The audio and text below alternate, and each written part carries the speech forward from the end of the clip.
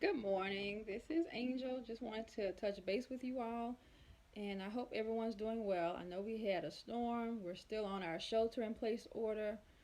Hopefully, that will be lifted soon. But for now, I do want to start doing videos with you guys and review what you already had done. And this is for week 14. This is the packet that you just finished. You had a reading practice test that was TABE based, but you also had some math practice quizzes along with that. And I'm going to start reading. This is the Emily Griffith Technical College TABE reading practice test.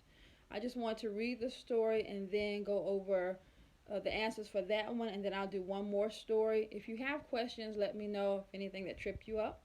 But this is a passage based on a life of Native American woman.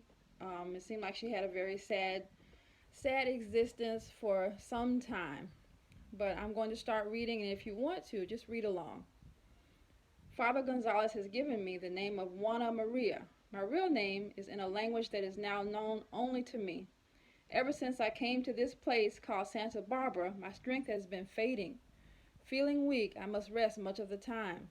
I often sit in front of Captain Nidiver's house and look across the channel toward the misty islands of my birth.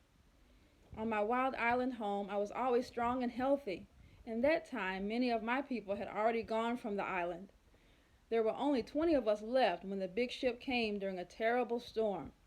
The ship people signaled us to come with them. While hurrying onto the ship, I was separated from my baby. I begged the ship people to return to the island, but they refused. I broke away and jumped into the waves, struggling through the stormy sea to the island. For 4 days I searched for my child. Finally, I collapsed and lay in grief for several days, alone on the island with the birds and the wild dogs. Regaining my strength, I prepared myself for living alone.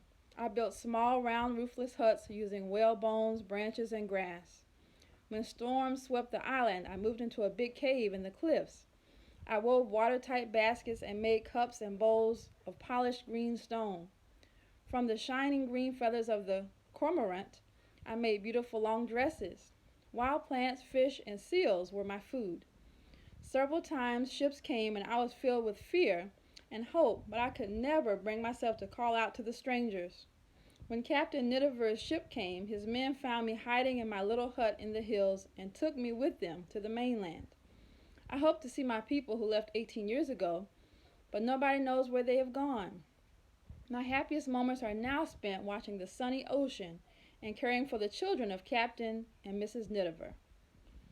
So everyone, take a moment. What I like to do, I like to think of the whole story. I just want to pause, and I'm going to stop the video, actually give you a chance to have some thoughts, some reflections, because this is a part of critical reading and thinking, not just reading a passage, but also thinking of, oh my goodness, what all just happened? How might she be feeling? What might you feel if you were in her place? And what is going to happen next, possibly? We don't know, but this is all a part of being able to pull out some details, but also do some educated guesses, right? Make some or draw some conclusions.